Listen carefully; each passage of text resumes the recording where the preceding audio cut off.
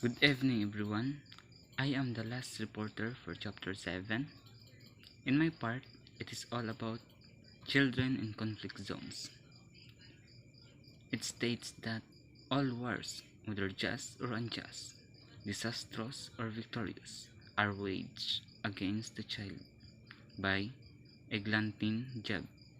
In short, there is no winner in war, since children always be affected and a victim of their deeds. And in December 2018, Manuel Fontaine, UNICEF Director for Emergency Programs, said children living in conflict zones around the world have continued to suffer through extreme levels of violence over the past 12 months, and the world has continued to fail them. For too long, parties to conflict have been committing atrocities with near total impunity, and it is only getting worse. Much more can and must be done to protect and assist children. It is said that in countries that are at wars are being used as human shield, killed, maimed, or recruited to fight.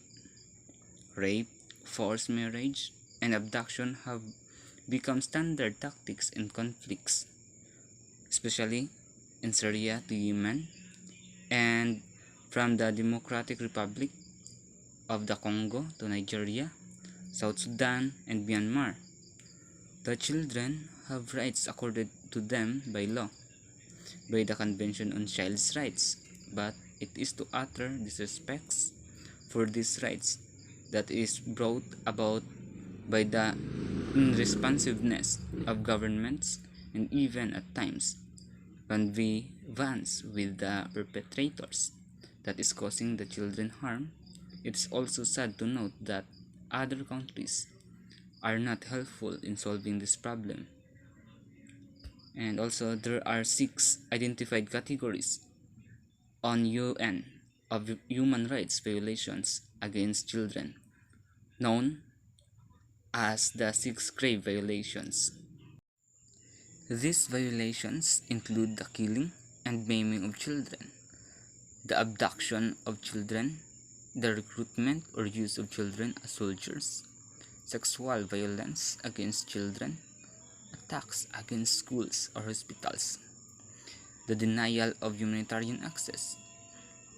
The first 4 are direct acts of violence against children, and the last 2 are indirect actions that cause harm to children and directly relate to health care and health workers. The commission of any of these violations constitute a breach of international humanitarian law.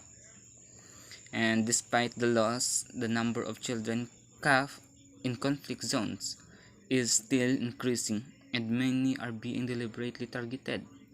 The way wars are being fought in this present day demonstrates a total disregard for children and schools. Children are constantly getting killed and hurt lost their parents, family, have very poor health, and mental states are under toxic stress. This causes both physical and psychological trauma that will enduring effects. When they are raped, they are condemned, and if they get pregnant, their unborn children are unwanted to stigmatize. And being a child soldier makes them lose their identity and exposes them to conditions that will have a long-lasting effect on their mental health.